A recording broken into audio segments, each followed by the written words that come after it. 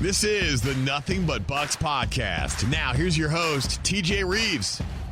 Well, Buccaneer fans, a tough Monday. One of the toughest Mondays that we've probably ever had to come in here on Nothing But Bucs and try to go over and recap what happened in H-Town in Houston, Texas on Sunday afternoon, November 5th, a place where the Buccaneers have never won, going all the way back to their first ever regular season game in 1976. It was in the Houston Astrodome. Steve Spurrier quarterbacking John McKay's Buccaneers, the expansion hapless Buccaneers as it turned out, against Bum Phillips, Dan Pastorini, Earl Campbell, those names, and the Houston Oilers. And it is continued that the Bucs have not been able to beat either the Oilers back in the day in the old Astrodome or the Houston Texans in any of these games. You don't play there that often, but it happened again on Sunday, and it's how it happened that has many Buccaneer fans right now shaking their head up in arms, fire everybody, get rid of everybody. The one calming thing I will say to you is I understand the trend is right now 4 losses in a row. Can't hide from it, can't lie about it, can't sugarcoat it any other way than it's 4 straight losses. You have 10 games remaining. You have the opportunity at home to turn things around in the short term with a win. And right now, a win is all you can control. It's all you have, and then we will go from there. That's got to be the whole focus this week, and you're going to hear this in the aftermath. You got to turn this around. The plays were there to be made to win that game on Sunday. The offense, obviously, which has struggled mightily the last 3 games, did more than enough, did more than enough to win that game, especially in the fourth quarter.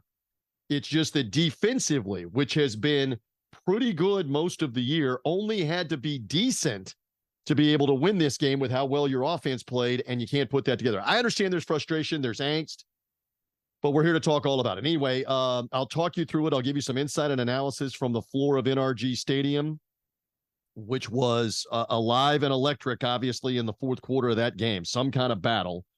We're here to talk about it, go over it. We'll play the highlights from Gene Deckerhoff, Dave Moore, and me on Buccaneers Radio and 98 Rock, our flagship station. We've got post-game interviews. You'll hear from Baker Mayfield. You'll hear from Cade Otton, who had 2 touchdown catches. You'll hear from Todd Bowles. Not a lot being said, as you can imagine, especially for Todd Bowles' defense, which was barbecued by rookie C.J. Stroud, the number 1 pick out of Ohio State. I will say this, no disrespect to the rookie who had the greatest yardage rookie passing day ever in the history of the NFL in over 100 years. There are a lot of quarterbacks around pro football that would have had that kind of success with how, I'm going to use the words, how soft the coverage is and how much time there is to throw. It's pitch and catch. It's almost like arena football, like 7-on-7 practice at times, or flag football. If you're not going to get to the quarterback with the blitz or the pass rush, and you're going to play soft zone where guys are running free and teams have figured out where the holes are in your zone, this is what you're going to get. And there are a lot of quarterbacks who are going to do it to you. He deserves full credit for taking advantage of it in the clutch on the final drive, but there are probably 20 other quarterbacks in the NFL that would have done the same thing to the Buccaneers in the same circumstance on Sunday in the fourth quarter. Maybe even 30 quarterbacks in the NFL that can do that. That's the sad part of this. And one of the things I'm saying here at the outset, the head coach is talking about looking at everything, including personnel changes. You've got to look at scheme. You've got to look at stop playing off the ball with such soft coverage if you can't stop anybody while doing it. You have to vary it up and get more aggressive with your coverages on defense. We'll get into that as we go along. Anyway, we're here on the Buccaneers mobile app, Buccaneers.com, and wherever you get podcasts. I come in and give you the recap. I wish there was some way that I could tell you, hey, they got the win on Sunday, and you were 40 seconds away when you took the lead, and one stop on defense away from it being a happy post-game show when you're sitting here talking about being 4-4. Now you're 3-5. My message to you, though, on Monday is the season is not over. The season has now at this point has 9 games remaining out of all of this. I may have said 10 earlier. Again, forgive me. It has been a long Sunday night and into Monday here to get the podcast out in and around lunchtime with everything else that's going on. But you have plenty of opportunities upcoming with divisional games and beatable opponents to get in the range of an 8th win or a 9th win in December or January. And I know critics and those that want everybody gone and jettisoned into the sun are going to say, you're not going to win another game this year. Wrong. You may win Sunday and be right there at 4-5 with 8 remaining in this season. You may very well be able to put 2 or 3 wins together here in November and early December that puts you right back in it with a 6th win, a 7th win for late December and January. And that's all you can ask for right now. So anyway, we're ready to go over all of this that happened and how it happened and some of why it happened and much more. Let's get into this now. For the first time, the Buccaneers were in NRG Stadium since going back to the 2015 season because you only play there every 8 years. Now, it can vary up with the new 17th game being an AFC opponent for the NFC teams. It could vary up that we're back there quicker than every 8 years. But on the actual rotation of playing the AFC South at their place, that only happens every 8 years, just like the AFC South teams coming here, which in this case are Tennessee and Jacksonville. It's only 8 years before you're going to see that again. All right, so let's get into what happened in this one. The Bucs end up taking the opening kickoff, actually deferring on the opening kickoff, and that was kind of interesting because Vita Vea almost picked the direction that the Buccaneers would like to kick, and had he done that, the Texans would have taken the ball, and then the Texans would have had the choice to start the second half to take the ball again. Luckily, Land Clark, the referee, looked at him, and then his teammates said, no, we want to defer. We want the choice is we want to defer our choice to the second half because we've won the toss. All right, so Houston got the ball first, and right off the bat, the Buccaneer defense does make a play early on in this game with a takeaway. Out of the gun, snap a good one, belt high, dropping back, Stroud, under pressure, gets the pass away, caught ball on the 30, to the fumble football. It's loose and it's gobbled up by the Buccaneers at the 42-yard line. Tampa Bay has the football. It's Antoine Winfield.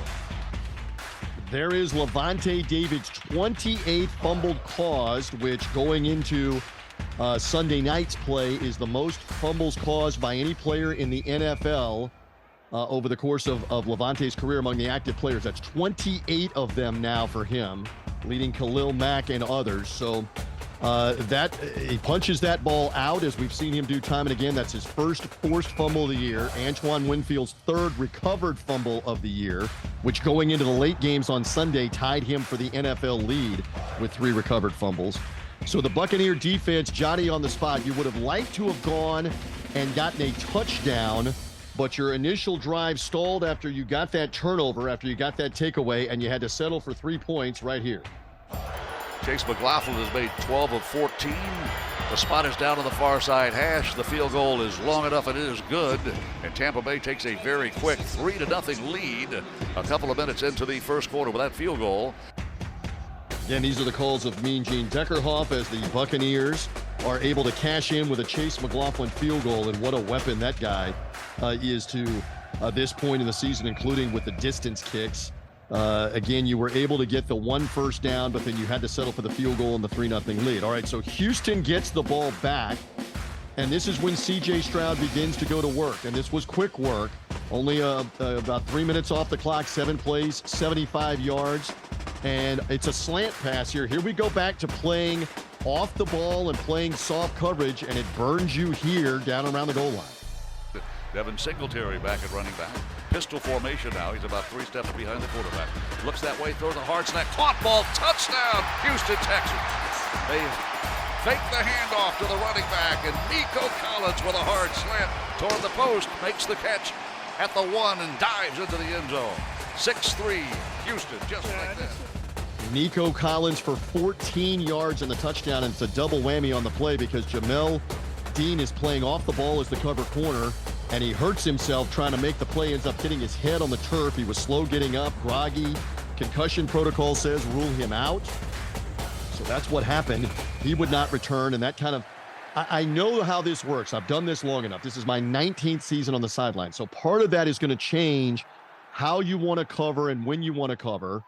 You're not going to be as aggressive because of that injury.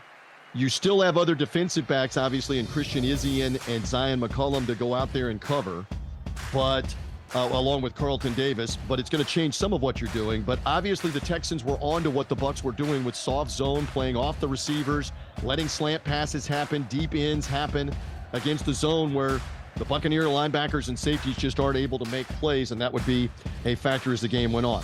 All right, now the Bucs come back with a nice drive, a 10-play, 75-yard drive. You're aided by a penalty.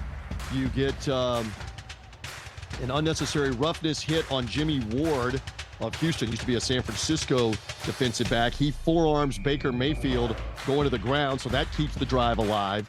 Eventually, you're able to get 5 yards with Rachaad White on a 4th down. He hammers in to give you a 1st and goal situation here. And again, the Buccaneers are able to make plays. In fact, though, let's give you this play for Rachaad White as he's able to make something happen on this drive with a catch and run as we go back to the highlights. The first quarter, play action fake. Baker Mayfield looks downfield, throws the ball. It's a caught ball. Right, drew to the 35-40, to the 45, middle of the hash marks, all the way to the 40-yard line goes Rachaad White. What a great move he gave to make a defender lose clothing and cut to the right, went motoring right down between the hash marks for a huge gain. So you got that 4th down conversion, and now you're trying to cash in. We've been talking about the last few weeks, red zone touchdowns have eluded this team. They were really good in the red zone after that initial field goal over and over again, including here, the first touchdown of the day. At the 3-yard line, here's the snap to Baker Mayfield, looking, has time, throws a pass, caught ball at the 1, diving to the end zone. It's a touchdown, Tampa Bay.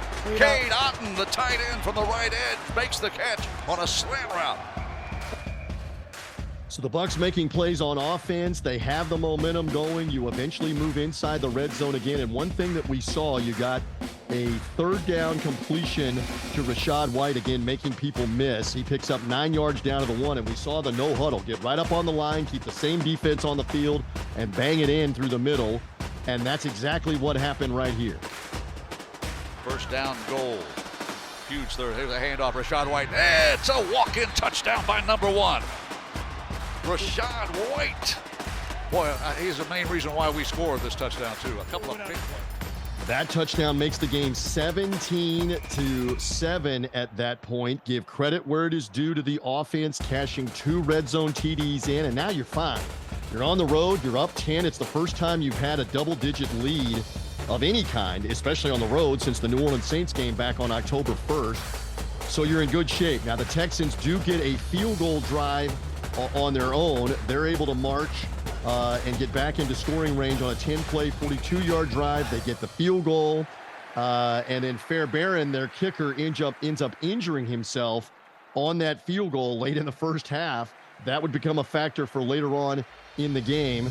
So again, for the Buccaneers, after that 50-yard field goal, you end up with a 17-10 game, and then the pass rush begins to make plays as we go back to the highlights here from 98 Rock and Buccaneers Radio. You were able to get to C.J. Stroud here in the first half of this game on a couple of occasions.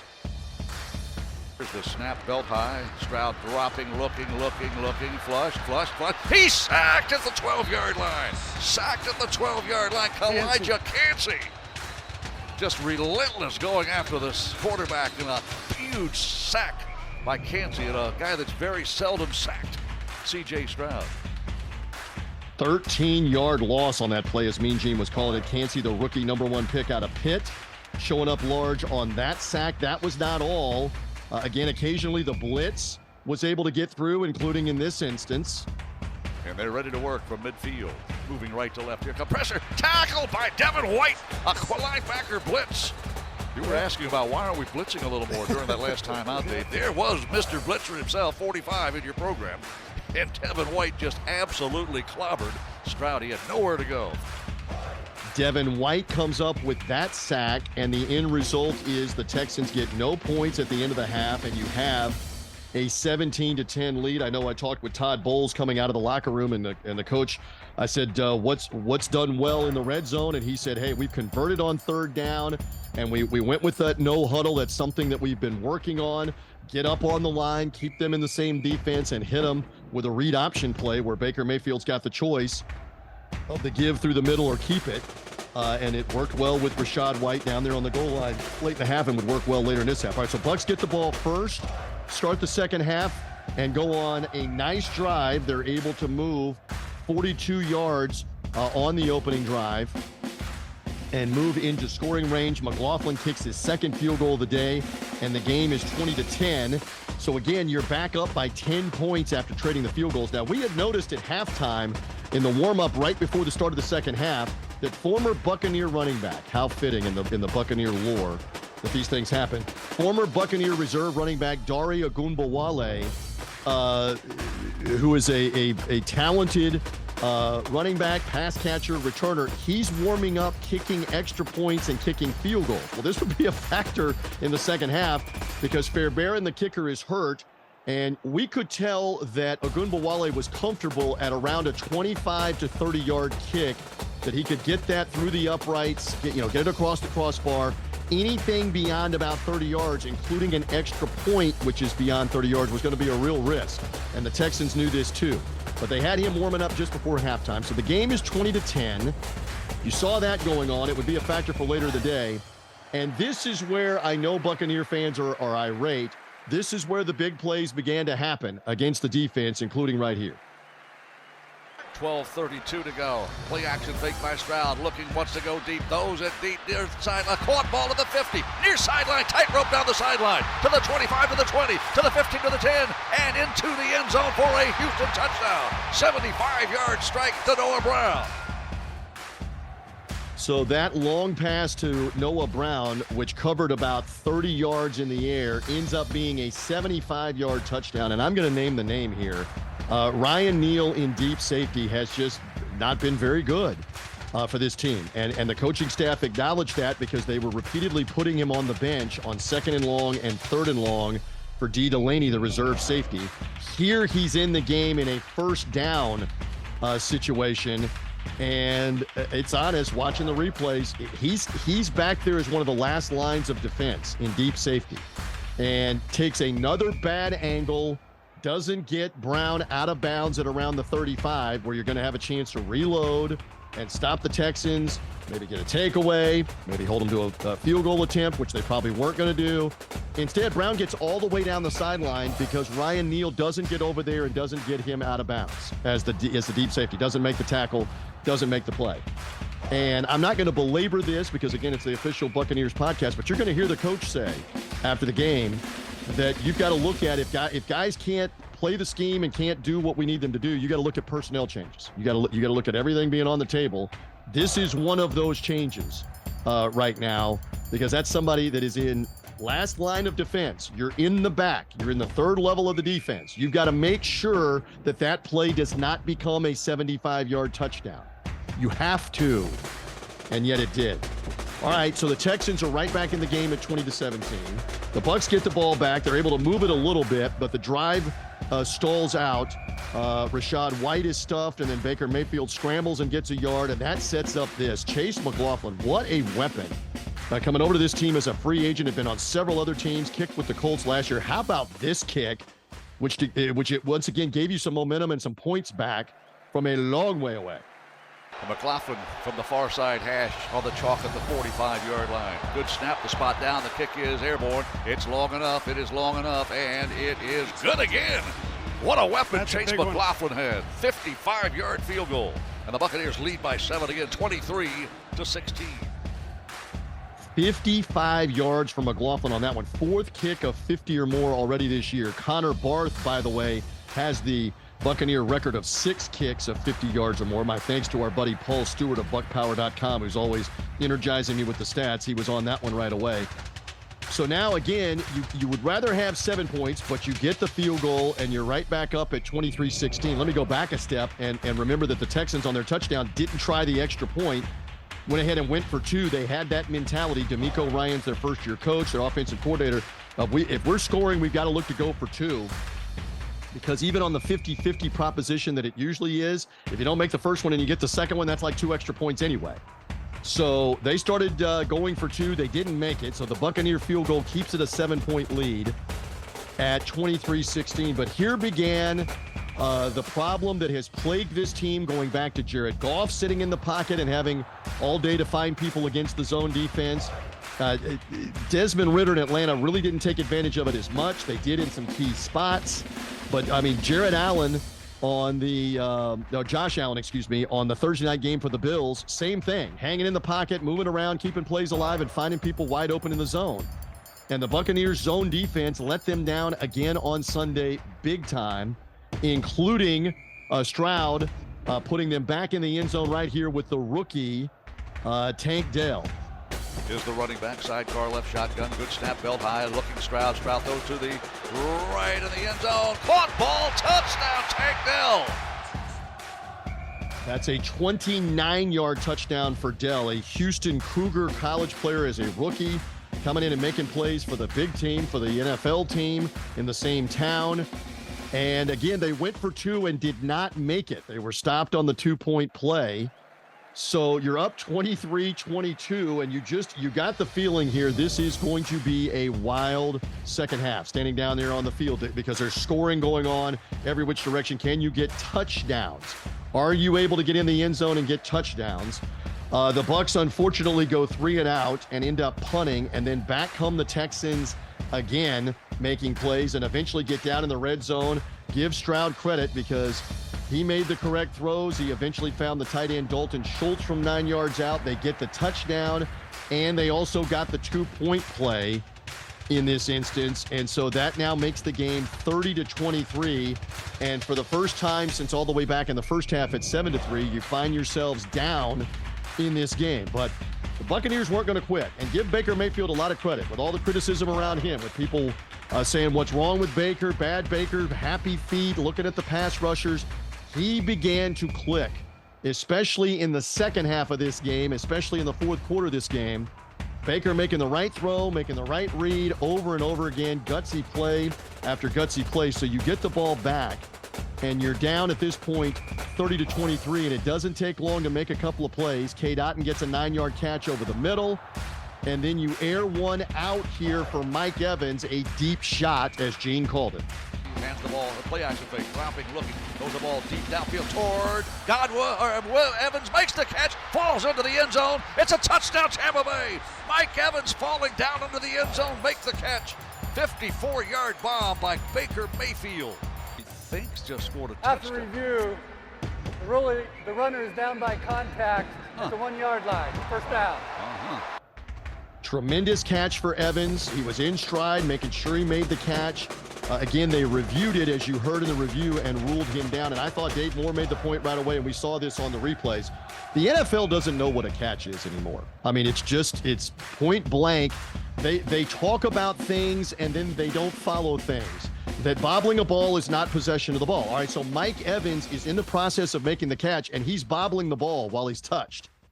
So then he's down on the ground, sliding backwards while still trying to possess the ball. If the ball had come all the way out of his hands and touched the ground, they would have called it incomplete, that he didn't have possession going to the ground. He doesn't have possession until he secures the catch, and at that point, his upper body is laying in the end zone, and he's not touched. By the NFL's own guidelines, that should have been a touchdown. Yet the command center looked at that and said juggling is possession. Remember now, it catches whatever we say it is. Juggling the ball to possess it is possession. So he's touched down at the 1-yard line, and it could be big. You don't know. You could fumble a snap. Desmond Ridder did that a couple of weeks ago against the Buccaneers on the 1-yard line. You don't know what's going to happen. It could have been big. So, again, they don't know what's a catch. They can't explain it without contradicting themselves on what's a catch. You know, you got to hold the ball all the way going to the ground, and if the ball's wiggling or moving and touches the ground, it can be called incomplete.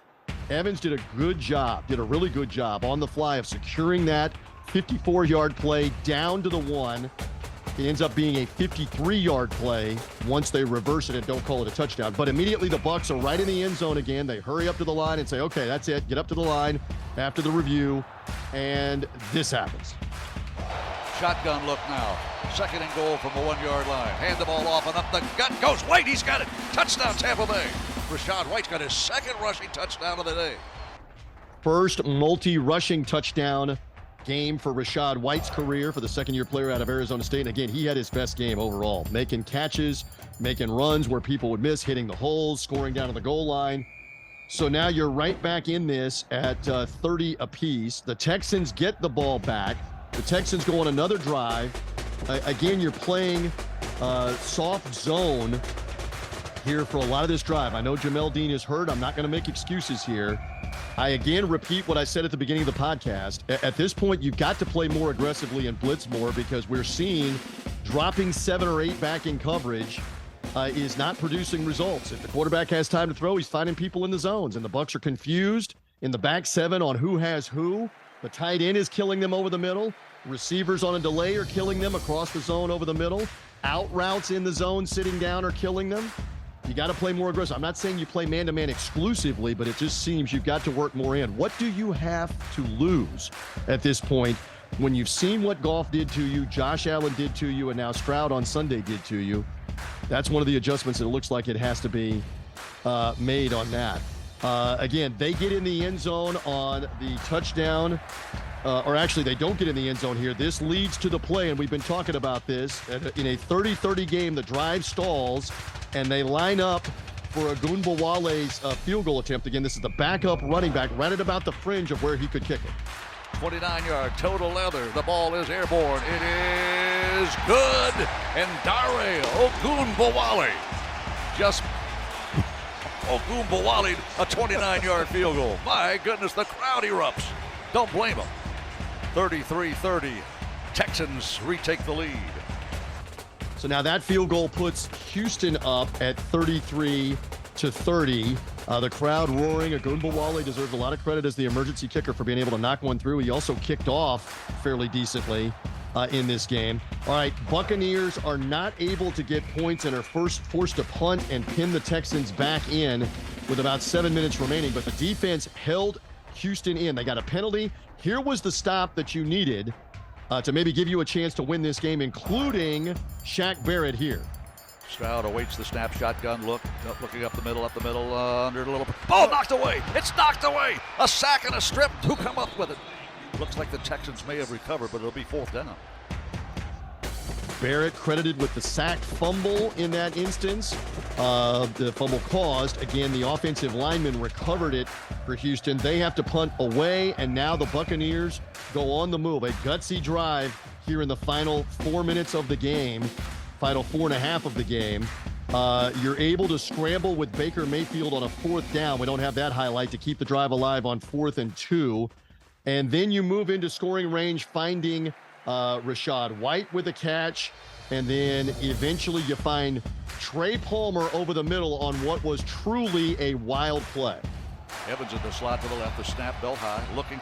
Baker Mayfield throws up, slant, caught ball inside the 15. To the fumble football. It's loose. Have the Buccaneers come up with it? I think we did. The Buccaneers recover the fumble football.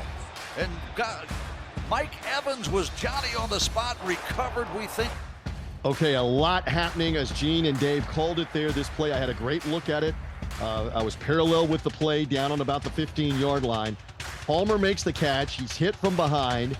And as we explained on Buccaneers radio, he can be the only guy that advances a fumble in the final 2 minutes of the game. So if the ball rolls all the way down to the goal line even and you recover, it's coming back to the spot of the fumble. 2 or 3 things here. The first thing is the clock is rolling there. Both teams have timeouts left. This is going to be a 1st down because Evans recovered the fumble. The ball's going to go back to the original spot. We got 2 or 3 problems. The first thing is Lan Clark and his officiating crew should have been much more on it. On here is the spot of the fumble. We're going to mark the ball back here and we're going to wind the clock. Because in the flow of the game, that's now going to force the Houston Texans to decide, are we going to take a timeout? When this play happened, when it was triggered, there were right around 40 seconds remaining. 40 seconds remaining. So are the Texans going to take time out there to keep the Bucs from running the clock before the 1st down play? And two more things about this. So the command center gets involved because there's indecisiveness by this crew on where is the spot of the ball. And I got news for you, kids. I was saying it down on the field off the air to our people on Buccaneers Radio, Jeff Ryan, our people up there. I'm like, this is the wrong spot. Because when you see where Palmer got hit, he got hit at the 11-yard line. Mike Evans recovers the ball down around the 6-yard line. They move the ball back to the 14-yard line, which is the incorrect spot back at the 14. I mean, again, you have a replay command center looking right at where Trey Palmer got hit. The fumble is at the 11, black and white on the video, color video. That's where he fumbled the ball. So they botched this. They botched it because they didn't make a quick, accurate call on the field. And so now the Bucs are given the option of a 10-second runoff or taking the timeout. I know there's a lot of criticism on the clock management of not taking the 10-second runoff. Here's the one thing you're thinking. It is first down. I have timeouts remaining. I'm going to take one of my timeouts because I want to make sure of the play on first down. I want to protect the field position for the possible field goal if we have to have it to tie. I want to have the option of having the clock run after the first down play or making them take a timeout. And then I also have a timeout in the event that it gets to like third down and you're tackled in bounds. You're not thinking negatively, but you're playing out all the eventualities.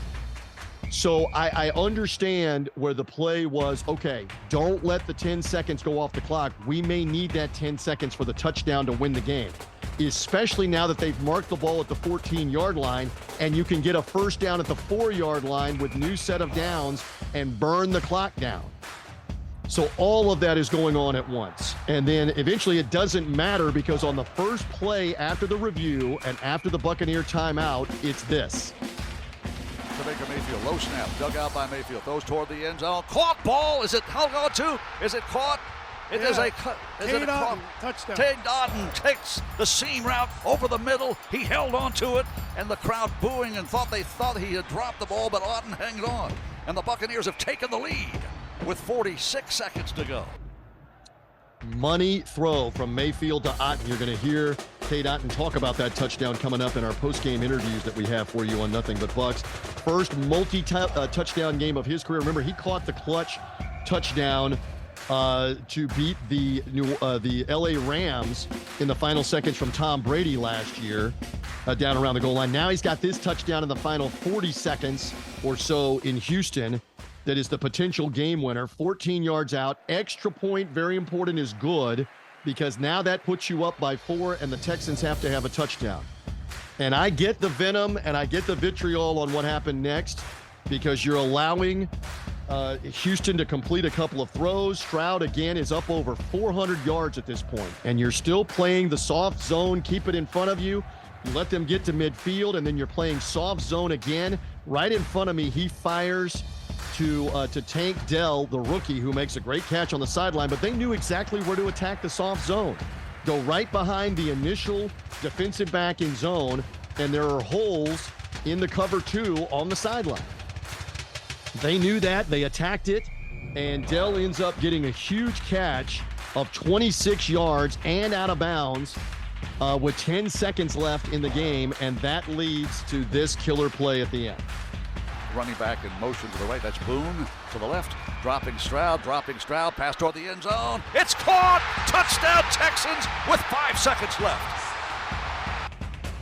What a second half for C.J. Stroud as he puts another touchdown on the board, 2 of them in the fourth quarter, 470 yards and 5 scores.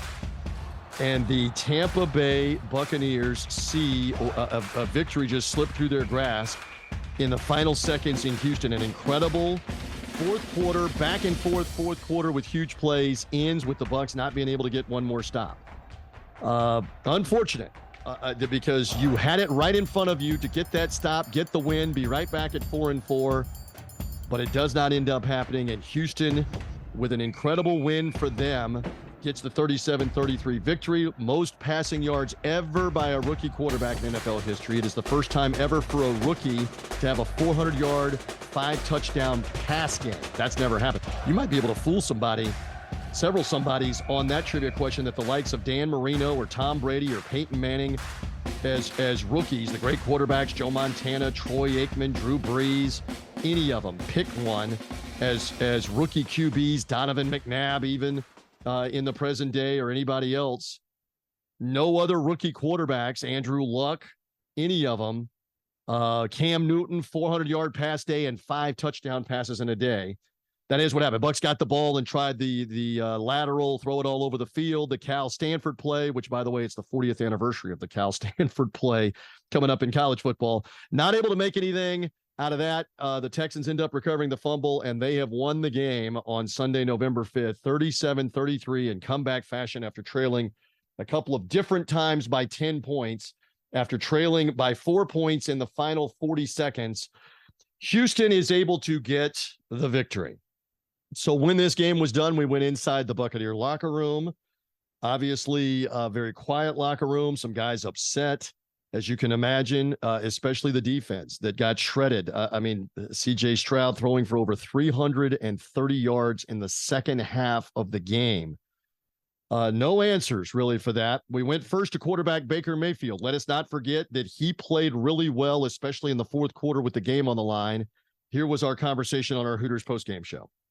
This was a hard-fought battle. What did it come down to today? Offensively, we didn't do enough to get touchdowns in the red zone. Too many field goals. Not that we necessarily got in the red zone that much. We just got to be better on third downs.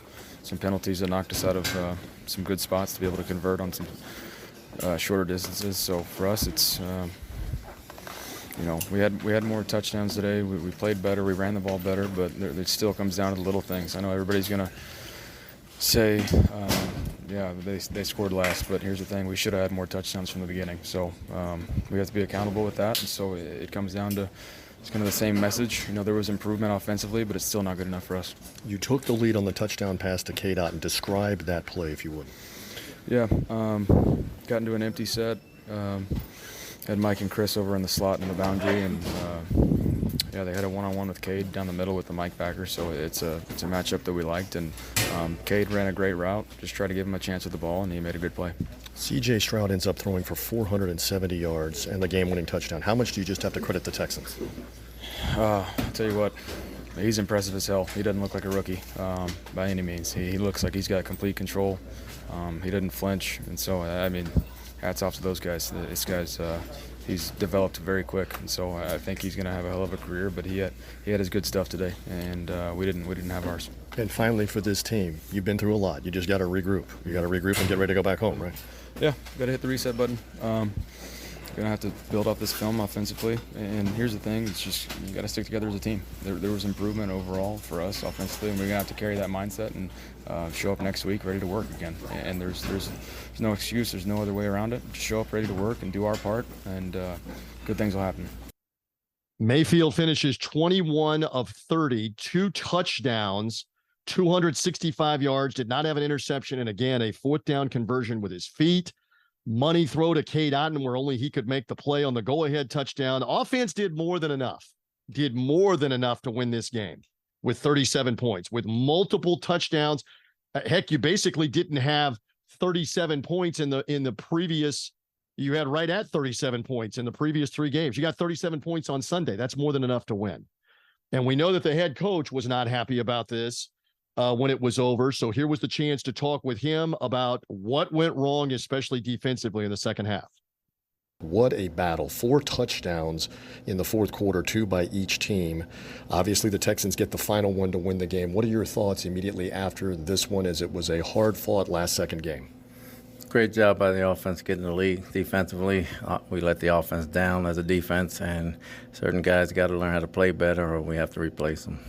There was a lot going on your final offensive drive where you get the completion to Palmer, there's a fumble, Mike Evans recovers, there's a review. By rule, you had the option to take a timeout to not have the runoff, and then you end up getting the touchdown. Just a crazy final minute to eventually get in the end zone. Can you just describe all of that going on and what you're trying to process and do, including trying to get 7 points? Well, there's a lot going on right there. Obviously, they were trying to get the spot of the fumble, but at the same time, they should have stopped the clock and let the clock run, and we had to use the timeout. But we got the touchdown. We had more than enough time to get them off the field, and we didn't do it. How much do you credit C.J. Stroud in that regard, who threw for 470 yards today? The rookie obviously made some plays.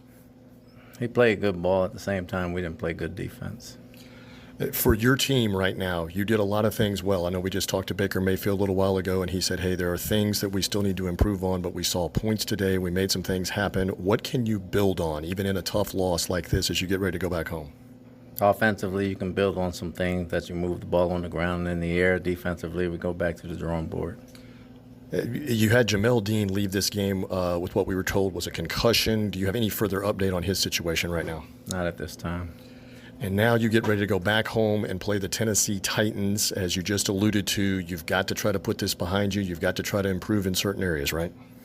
Got to improve all the way around in 2-minute situational football, playing better defense. All right, Coach, thank you. How much can you do in the season with the fundamentals, et cetera? You can't practice the same way. We talk about this all the time in the full pads with tackle to the ground and blocking to work through things, work through mistakes. It's a different day in the NFL. They don't do that anymore. There's very few padded practices during the season. How much more can you work on? I again come back to, I don't want to be a broken record on Nothing But Bucs, but I again come back to, you've got to change some things with the soft coverage and with the zone. Clearly not working. Clearly at this juncture, other teams have figured you out, and you've got to adjust to the adjustments.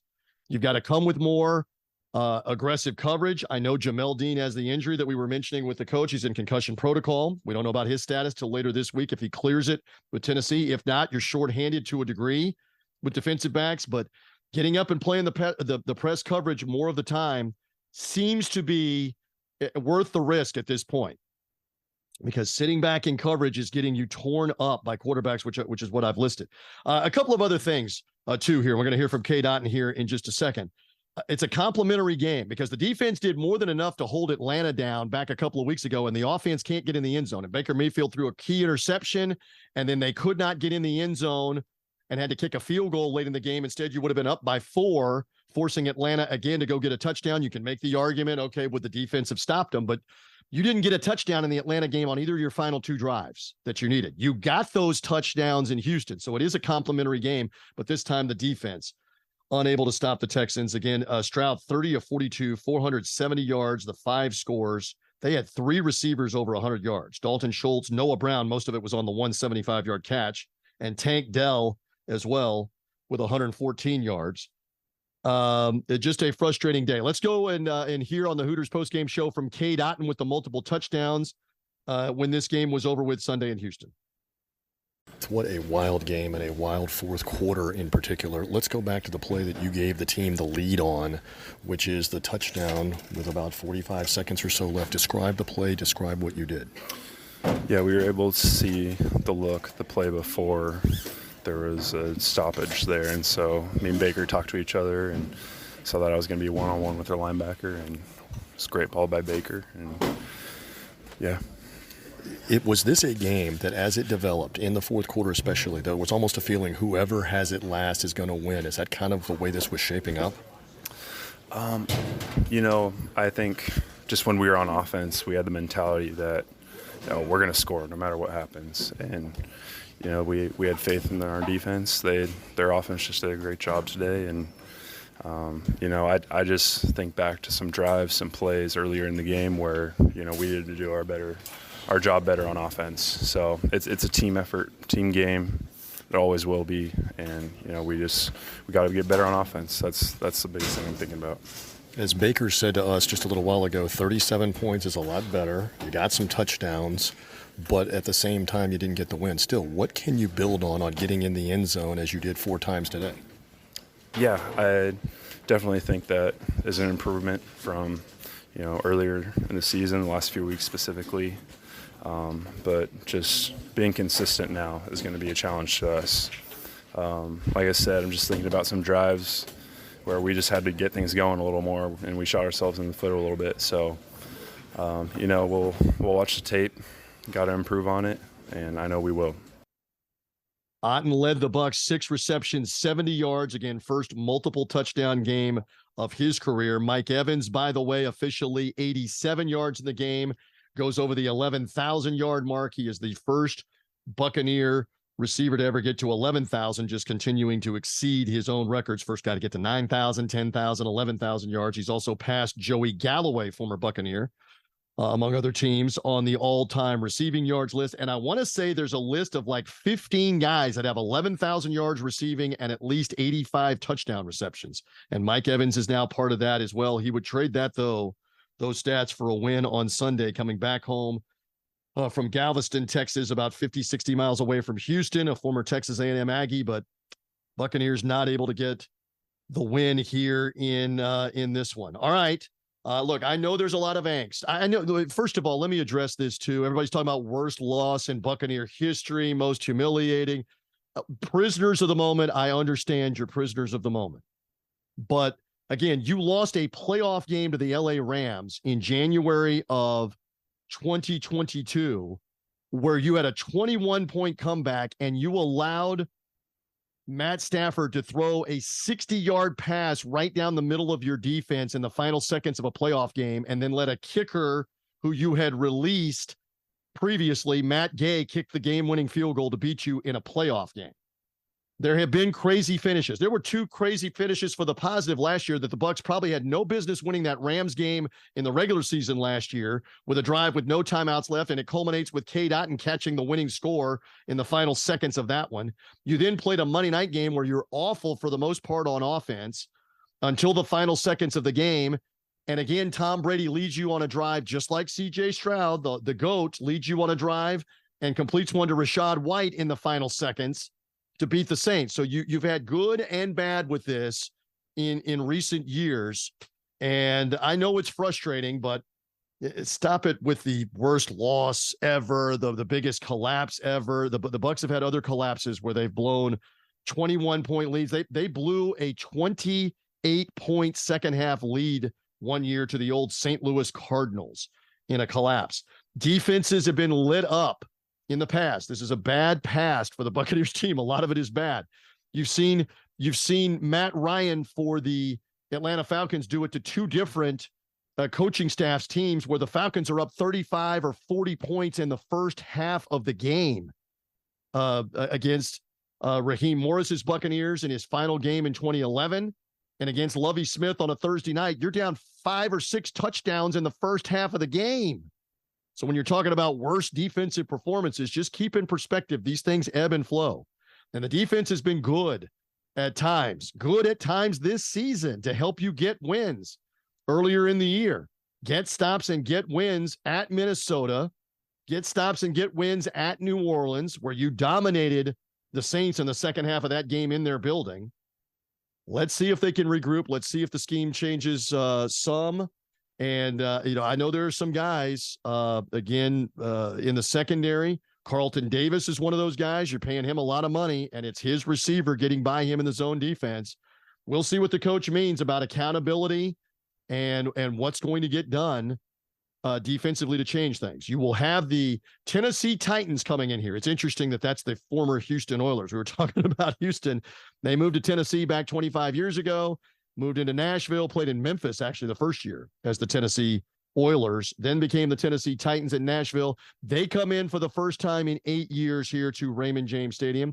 We look forward to that game Sunday at 1:00. All you can do is try to regroup, play well on both sides of the ball, and get a win. A win at that point puts you at 4-5. Again, if I'm asking Santa on the wish list, just get us to around Christmas time and New Year's with a 7th win and or an 8th win, and then you're in the hunt to be in the playoffs.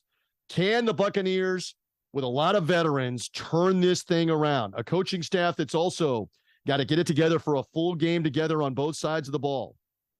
Let's see if that can happen for this week. I know this will be on the air at noon with pregame coverage on Buccaneers Radio with Jeff Ryan, our director of broadcasting, Jason Floyd, our engineer. Let me publicly say thanks to those guys. They were dealing with an awful lot of technical stuff behind the scenes on Sunday to give you Buccaneers Radio on 98 Rock. Gene and Dave and I get to call the game. Those guys went through a lot of headaches.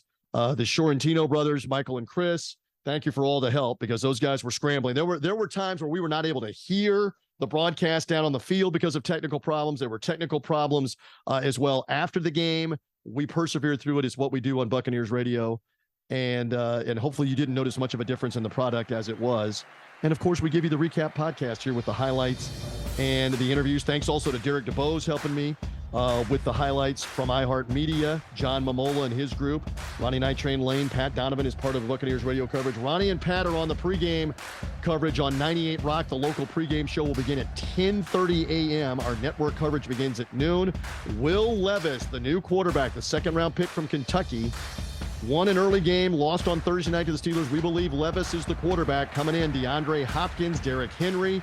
The Titans, here we go, with the Buccaneers trying to get back on the winning track and snap the 4-game losing streak. Let's see if they can do it, as we've got that coming up here on Sunday. We'll be back after it's over with on Monday with a full recap, highlights, interviews, and more. Keep it locked in on the Buccaneers mobile app, Buccaneers.com, for this recap podcast. I'm TJ Reeves, and you've been listening to Nothing But Bucs.